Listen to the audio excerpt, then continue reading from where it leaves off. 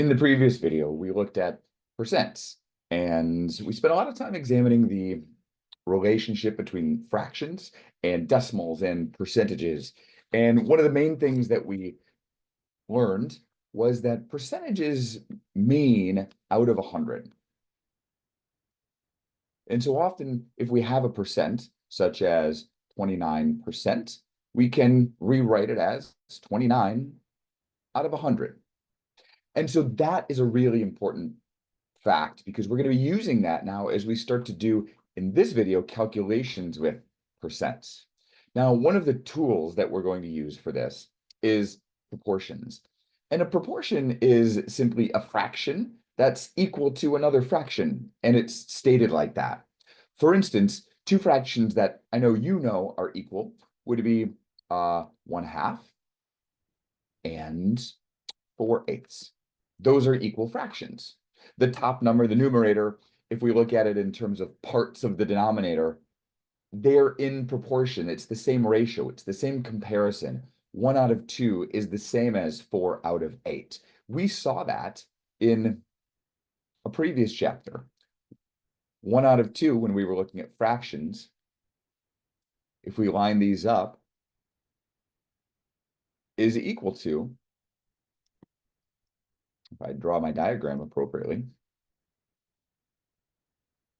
4 out of 8. It's the exact same amount of stuff. And one of the interesting facts about proportions is that when you examine the cross products, or the answers you get when you multiply diagonally across that equal sign, is that you're going to get the exact same number. So again, this is a proportion. A proportion is two fractions that are equal to each other. They're stated with an equal sign. And we multiply diagonally. Here we get 8 times 1. And over here we get 2 times 4. And isn't it true that 8 is equal to 8? Absolutely. That is true for every single proportion. And so we're going to use that fact when we start to solve percentages.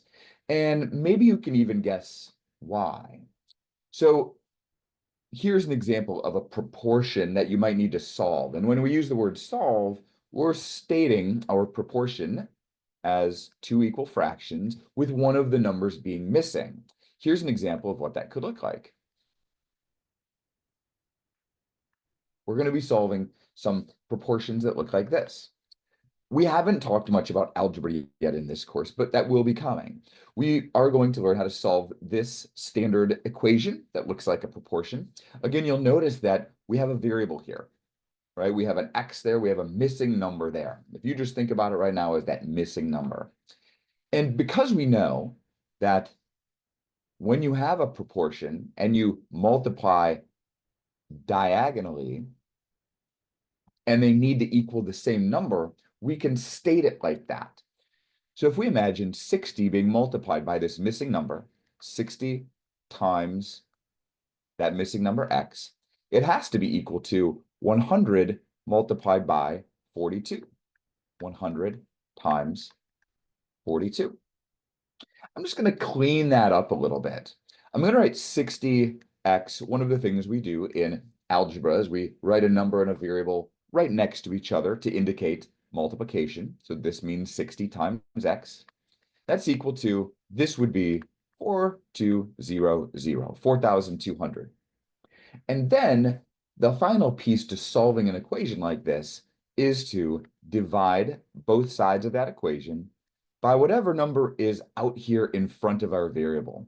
Because it's multiplication times x, we want to do the inverse operation, which would be to divide by that number. We divide both sides of the equation by that number, which leaves us with x equals, over here, this division equals 70. And if we return to our original statement, we had this proportion up here. What I'll now do is take out my variable, which maybe I can do, there we go, and replace it with 70. And what we have here is this nice, neat proportion. 70 out of 100 is equal to 42 out of 60. I started this conversation by drawing this nice little diagram over here to illustrate that a half is equal to 4/8. You can see by the drawing, right? They are both talking about the same amount of stuff. I forget that sometimes this deletes stuff when I cross stuff off like that. If we did a similar drawing to this with these two fractions, we would see the same exact thing. I'm going to show you in a little while a visual that represents that. So in this video, we're going to be doing calculations with percentages. And percentages are traditionally represented in a form that states something like this. The percent of the whole equals the part. Percent of whole equals part.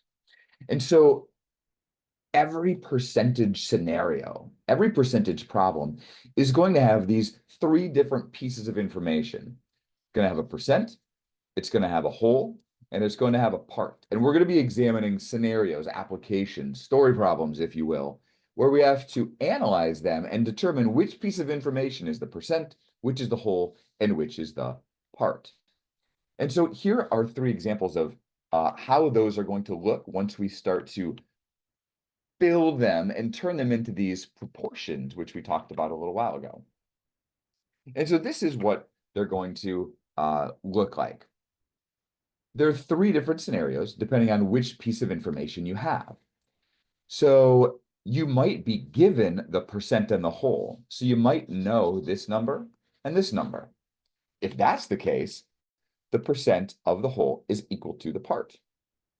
Or maybe you're given the whole and you're given the part. So you're given this and you're given this. In that case, the percentage is unknown, but that percent of the whole is equal to the part. Some percent of 40 is equal to 12. So in the first case, notice how the thing we're trying to calculate is the number kind of all by itself over there on that right side of our equal sign. In the second one, it's on the left with the 40. So a percent, unknown percent of 40 is equal to 12.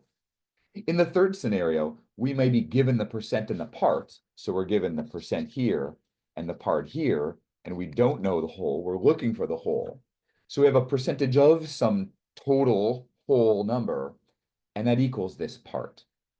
And so one of the main pieces of information that's critical to understanding percentages is that the percent and the part, these are always referring to the same amount. They're always referring to the same piece of information. One will be in the percent form, and one may be in a numerical form, like dollars, or some counting, something we're counting. The whole is always going to be the total. It's always what you started with, or it's all of the people that were surveyed, or it's all the money you started with. So the whole is the whole, the total, and the percent and the part are referring to the same piece of information. Here's another visual that I think can be helpful. This is an online application, which is linked on Blackboard, and it is demonstrated using something called a tape diagram. And I'll explain what this is here. It's asking a question, find 95% of 100. That's what we're going to be doing in a moment. Let me scroll back up. Find 95% of 100. Notice how that's going to be this number 2 example. You're given the whole and the part, and you're finding this percentage of some other number. Or I'm very sorry. It was number 1, right? You're given the percentage and the whole, and you're trying to find the part. My mistake, sorry. So again, 95% of 140, percentage of some number is equal to the part. Let's see what this looks like in this diagram. So if you play around with this, you can click on the edge of this and drag it. And what I want to point out to you are a couple things. Across the bottom, we have our percentage number. It starts at 0 and it goes up to 100%. So as I drag it, notice how my percentage counts up by ones. It's just going up percent by percent. Up on top, it also starts at 0 over here, but it goes to 140. And notice how that was that total. And so what this is doing for you, it's actually creating a proportion every time you move that slider.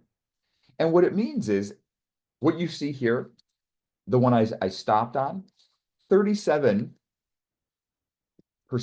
is 37 out of 100. 37 out of 100%.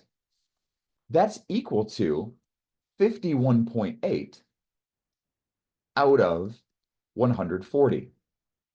Again, if you drew the diagram up here that we started with, a fourth is equal or half is equal to 4/8. That's actually what's happening right here every time I move that slider. It's creating a new proportion. You could cross multiply and check to make sure that that is actually true. And every time I drag this a little bit further, I'm going to stop right there. Notice how 50% is at 70 out of 140, which makes sense because 50% is a half. We could state that as a proportion too. 50 out of 100 is equal to 70 out of 140. Now that's one that may make a little more sense in your head because it uses some easier numbers. So we're going to keep going until we answer the question. Find 95% of 140.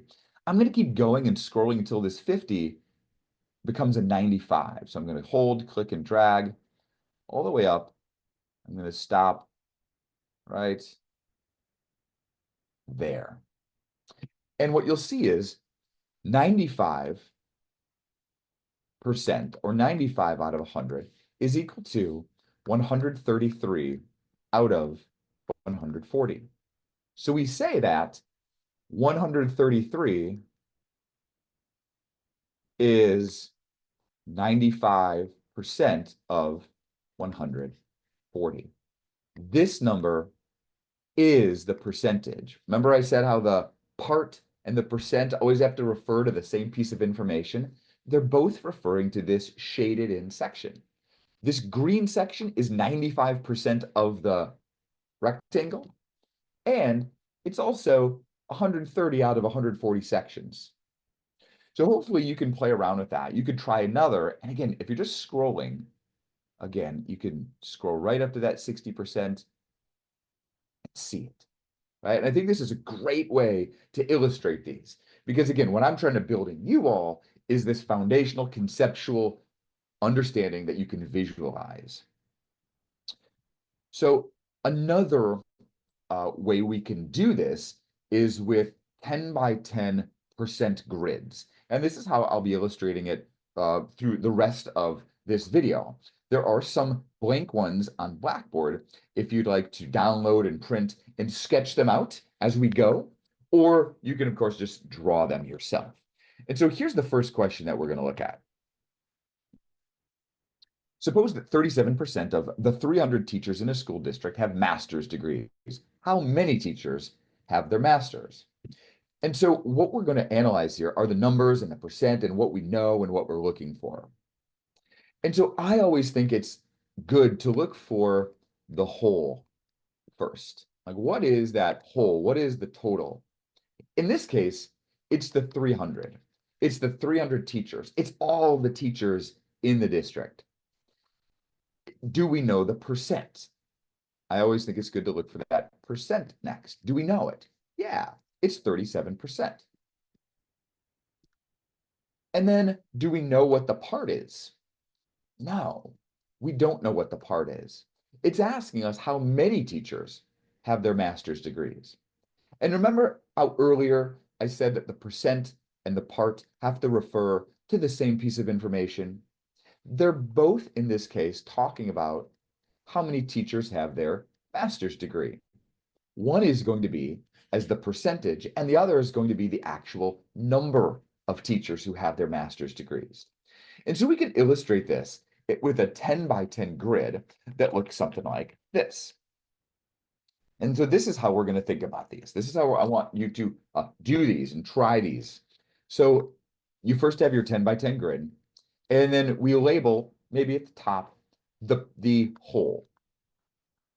this entire grid is representing 300 teachers.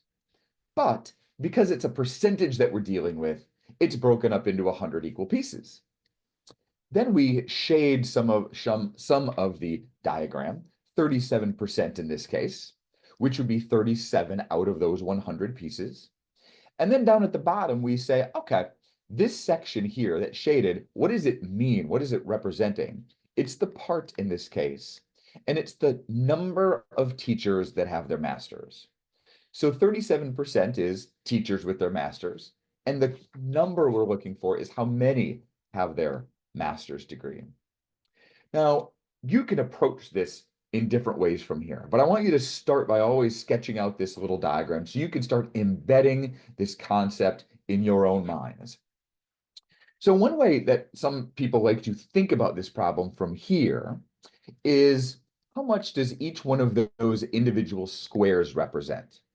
And one way to consider that is if we know that there are 300 total teachers that are represented in this diagram, and we're breaking it up into 100 equal pieces, that means each one of those individual squares represents 3 teachers. This would be 3, this would be 3, this would be 3. And if we continue that, we'd fill up the whole grid and it would be 300. But we only want to fill the shaded ones.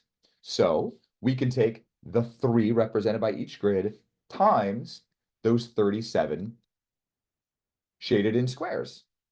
And when we do that, we find that that is a total of 111. So this shaded section represents 111 out of the 300. Now, this isn't always a, I guess, convenient approach in practice because the numbers don't always work out nicely. And so we also want to know how to approach this using our proportion model. And so the way that we can set this up as a proportion is to take our number of shaded squares out of 100. We're basically writing our percentage out of 100 and saying, what would that look like if it's out of 300? So notice the numbers on the bottom are both talking about the total, the whole. Our whole is 300 teachers, and our whole is 100%. At the top of our proportion is the percentage out of 100, and then the number of teachers out of 300. Take a moment and just stare at that and notice, try to make sense of how it fits with our diagram. If you have to go back to that tape diagram, this is what we're really building. So again, here's our percent, and these are our numbers. Again, we have our part, and we have our whole. If you can set up your proportion like this, it then leads to a very solvable equation. Do you remember how to solve those? We used our strategy of cross multiplication. And so if we multiply 300 times 37 this way, that must be equal to 100 times our missing number, x, this way. Let's clean up our equation. We'll multiply these numbers together. 300 times 37 is 300 times 37 is 11,100 equal to 100 times x. And then what do? We divide by that 100, right? Whatever number is nestled up there against our x, our variable. And what we end up with is 1, 1, 1 equals x. What does this mean to us, though? Always know what your numbers mean. If we go back here, it's the part. It's the number of teachers out of 300 that had those master's degrees. And so that's one approach to solving these percentage questions. And so let's try another one. Let's see if you can answer this question. Go ahead and pause the video and see if you can draw the percent grid, maybe, and then set up the proportion.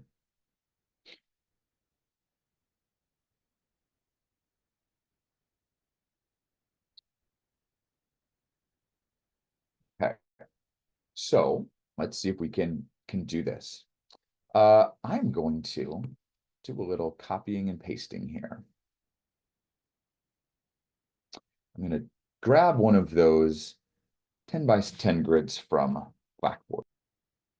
Now, I'll remind you that it's so important that you're building these grids as we go. It's not just about getting the right answer.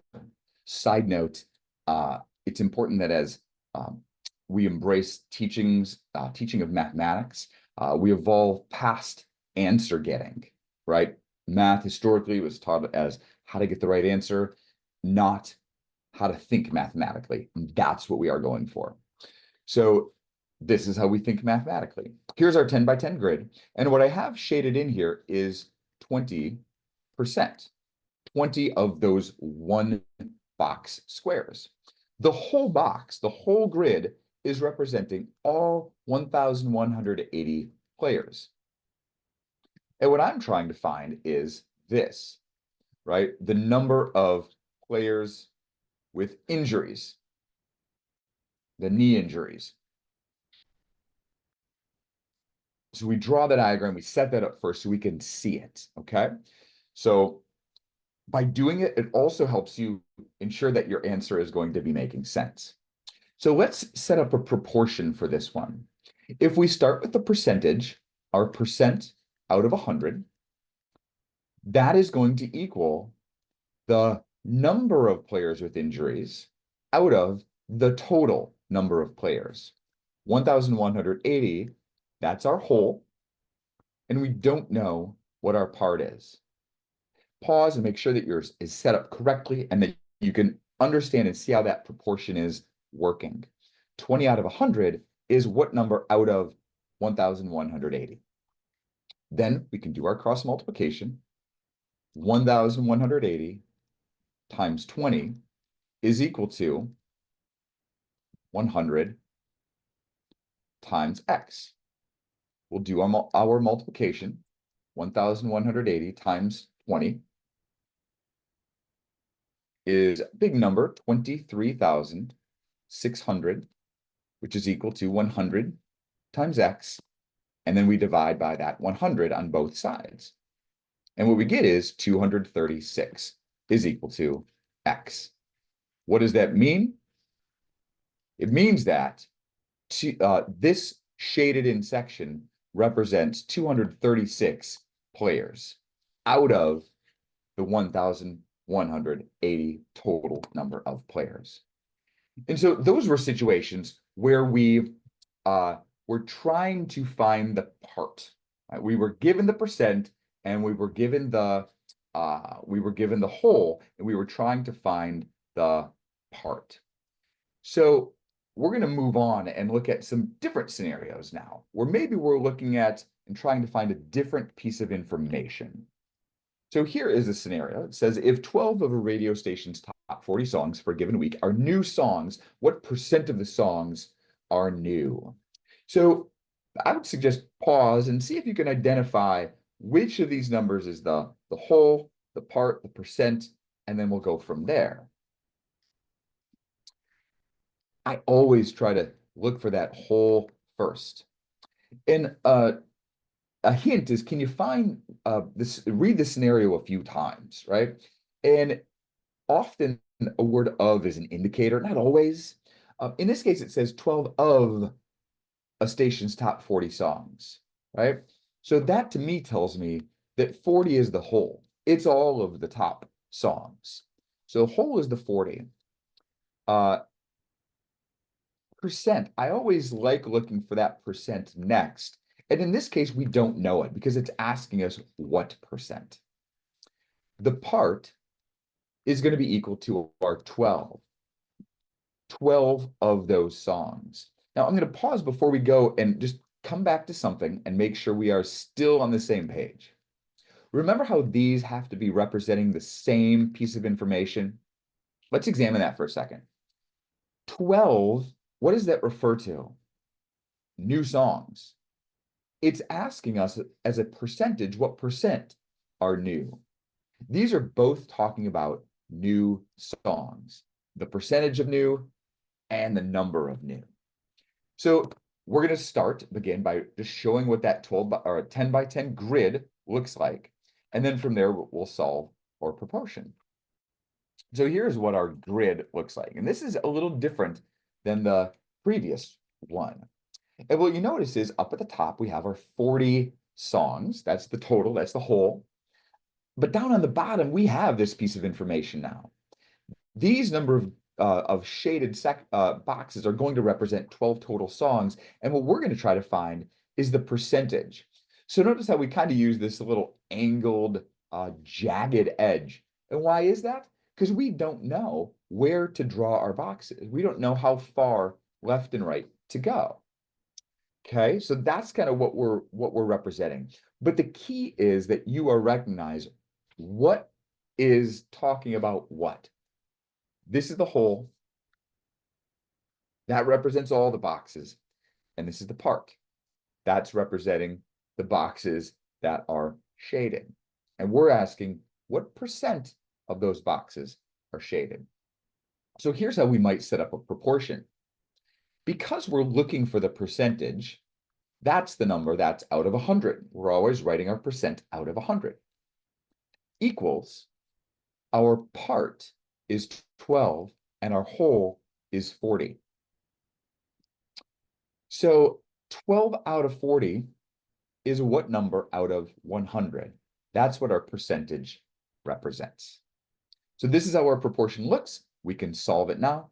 So we will take our 40 times x, 40 times x, which is equal to 100 times 12.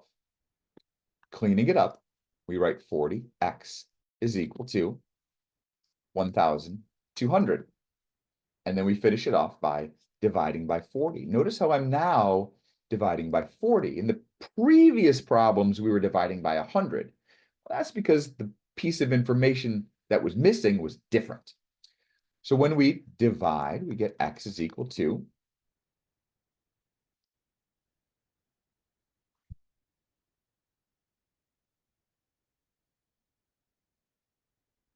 30. 1,200 divided by 40 is 30. And we have to make sure we answer the question properly. This is referring to this, or this. It's referring to the percentage. Remember, our question was asking us what percent. And so we can say that 30% of those songs are new. Before we go on, I'm just going to rewrite the whole proportion so we can see it. 30 out of 100 is equal to 12 out of 40. If we go back to the very beginning and we drew those two fraction bars, they would be representing the same piece of information. It's your turn to try one of these. And here's your question. If a company's profits were $1.4 billion in 2014 and $1.8 billion in 2015, the 2015 profits were what percent of the 2014 profits? Go ahead and see if you can figure out what a diagram of this might look like, and then solve it.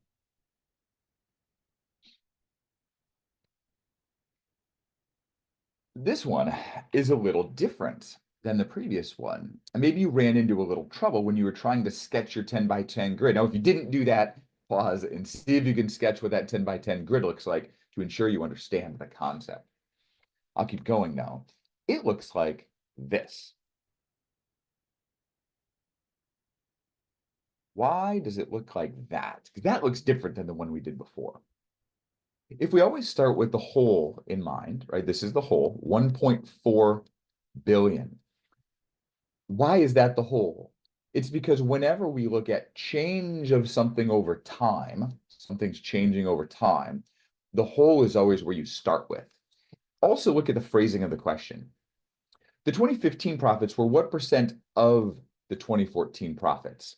There's an indicator that we're comparing the 2015 back to the 2014. That means the 2014 profit is going to be the whole, which was this number. So the whole is represented by 1.4 billion. That's talking about one whole square, one whole 10 by 10 grid. But the 2015 profits were bigger. And so when we start to sketch our shaded area, notice how we have to fill in the entire square here and then go past it a little ways to make 1.8 billion. 1.8 billion is bigger than 1.4 billion. So we have to go bigger than one whole square and into the next square. That's a really critical, important piece to this, and illustrating it helps you see it.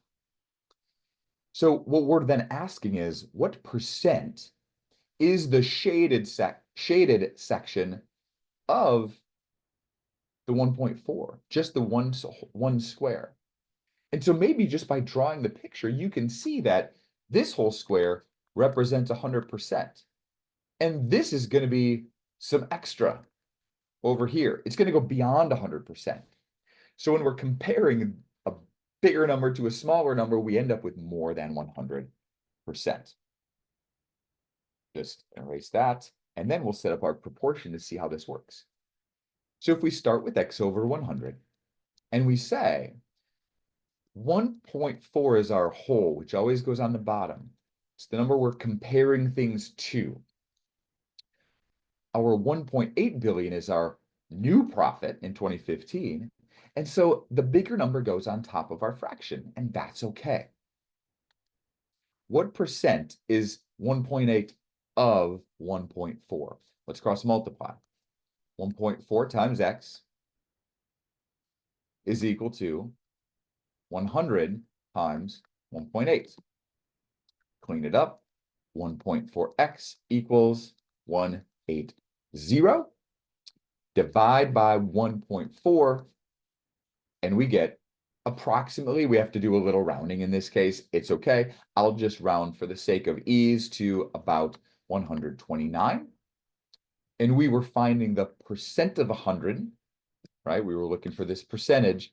So this is 129%, which means if we were going to shade this in, we would shade approximately 29 of these 100 squares. Here's our 100%, and here's the extra 29%. So let's move on to the third and final scenario, where you're given the percent and you're given the part, and you have to go back and find the whole. And so here is the one we will start with. Suppose an 18% down payment of $14,400 is required for a home loan. What is the amount of the loan? So if we start by trying to identify our whole, we can't. It's saying 18% is the down payment, and that 18% is this amount. Now you might be saying, didn't you say that of always indicates what the whole is? I did, but it really depends on the language of how it's used. And in this case, the 14,400 is not the whole. This 18% is referring to that number. Those are actually both representing the same piece of information. Remember I talked about that earlier, how your percent and your part refer to the same piece of information. These are both talking about that down payment. What we're looking for is the total amount of the loan. The total amount of the loan. That is our whole. So we don't know what it is. We were given that the percent is 18%, and we were given the part of $14,400. And so if we start by setting up our diagram, and again, maybe this isn't clear to you. Maybe you need to sketch the diagram first, and then once you've done that, you can start to see it and fill in this information. That's okay. If we indicate, again, at the top, the whole amount of the loan, and we show that the down payment is the shaded in sections, and it represents 18%. Oh, now we can see that this is the missing piece. So we set up our proportion. 18% out of 100 is equal to 14,400 out of our whole amount of the loan. 18 out of 100 is 14,400 out of some much bigger number. In my experience, a lot of times when you're using big numbers, people are hesitant to put it up top because it just doesn't feel right. We don't often see fractions with really big numbers like that on top. I assure you it will, because the number we get on the bottom will be much, much bigger than that. So let's do our cross multiplication. X times 18, we can write it like this, is equal to 100 times 14,400. We will do our cross multiplication, and then we will clean it up. 18x is equal to 1440000. Again, a pretty big number. And if I do my division now, divide by 18, divide by 18, we find that x is equal to 80,000. $80,000. And then we consider, does that make sense? Does that seem reasonable?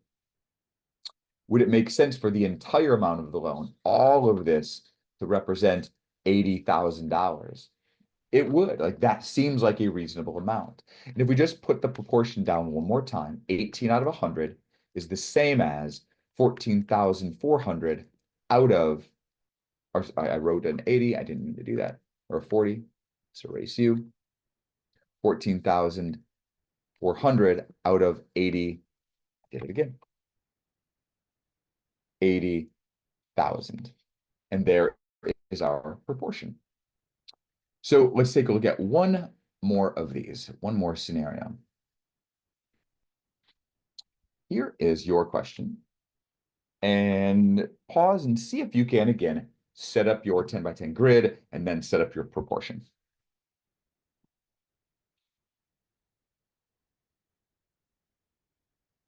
So here's what the grid looks like. I'll start with that this time.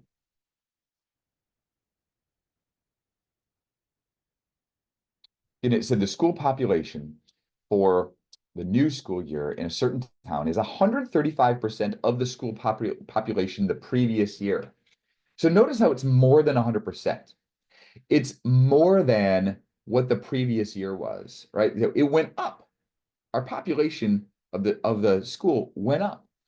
If the new school year population is 378 students, how many students did the school have the previous year? So this is what it looks like. And notice it's another scenario where we have more than one full square. We are given the 135%. So that's represented over here by our shaded in sections. And then across the bottom, we have 378 students. And again, you have to really be careful with the language here. The school population is 135% of the school population for the previous year. So this 135% is talking about the new, right? The new population. And it says the new school year population is 378. Both of those things are talking about the new year population. So the 378 students are represented also by the shaded in sections. But what we are trying to find is, what was it last year? We always, again, whenever you're talking about change in time, the earlier time is your whole. I'll even jot that down, right? So when you have change in time, you have the old number, the old price, whatever, and you have the new. You're going from the old to the new. This is always going to be your whole. We always consider that the original, the whole, the total, the 100%. So let's see what this might look like when we set it up. 135% is 135 over 100 equals the new year had 378 students, and we're looking for the old year. Now, we're going to pause here and just stare at that for a second. Hopefully, when you read this scenario, you recognize that this year was bigger than last year because it was 135%. And if we're looking for last year, it's got to be smaller. Let's examine our proportion now. notice how the bigger number is on top. 135 is bigger than 100. And so when we set up our proportion, 378 is bigger. And so the X, the original, the last year, is going to be smaller, which is exactly what we want to have happen. That's what's happening in this real scenario. Let's do our cross multiplication. 135 times X is equal to 100 times 378 gives us 135X equals 37800. And when we do our division, we get X is equal to 280. Let's pause and make sure it makes sense of that. Does that seem reasonable? Does it seem reasonable that 280 students would have been last year's population? And then if it went up, and now this year is 135% of that, that would represent 378. Can we set up this original proportion, 135 out of 100 is equal to 378 over 280? Do these comparisons seem reasonable? And hopefully they do to you. They would represent the same drawing if we made some sort of sketch, right, of using those fraction bars. What it really comes down to is this formula. Percent over 100 is equal to part over whole. And all percent problems can be solved using this proportion as one of the tools. But what it really comes down to are these drawings. Can you make sense of these drawings? Can you go back to the very beginning and see how our proportion changes as we draw that bar, right? And can we also recognize that our percent and our part must represent the same piece of information of the base? If you can do that, you can solve any percent problem.